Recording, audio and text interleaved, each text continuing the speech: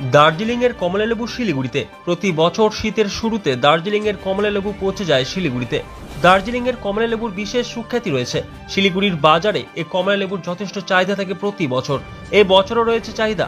শিলিগুড়ির বিধান মার্কেটের ক্ষুদিরাম পল্লী বাজারের বিভিন্ন ফলের দোকানগুলিতে বিক্রি হচ্ছে দার্জিলিংয়ের কমলালেবু।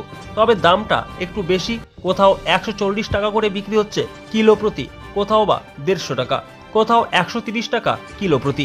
এই প্রসঙ্গে বিক্রেতারা জানিয়েছেন যে এবার সেই মতো ফলন হয়নি, সেই কারণে দার্জিলিংয়ের কমলালেবুর দাম বেশি হলেও ক্রেতারা নিচ্ছেন কমলালেবু। দাদা, এই যে কমলাগুলো দেখা যাচ্ছে, এগুলো কি দার্জিলিংয়ের? কেমন বিক্রি হচ্ছে কমলা? কমলা বিক্রি কত কত করে দাম?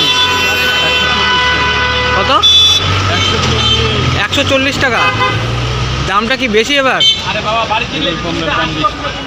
আচ্ছা, এবার কি মানে যোগান কম নাকি আসছে না ঠিকঠাক মাল? এখন শুধু আসবে তো ঠিকই। আচ্ছা, কি মনে করছেন, দাম কি কমবে? দাম এদের বেশি থাকবে কেন? ফলন কি কম হয়েছে? ফলন কমই। আচ্ছা, আপনার নামটা?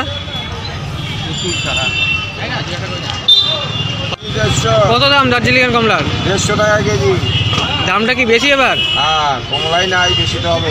কারণ কি? কেন ফলন কম? ফল নাই। আচ্ছা, ফল নাই। প্রত্যেক বছরই তাই থাকে, সবসময় কমই থাকে। আচ্ছা, এরপরে কি মানে কমতে পারে দাম? আরো বেশি হবে দাম। আরো বেশি হবে?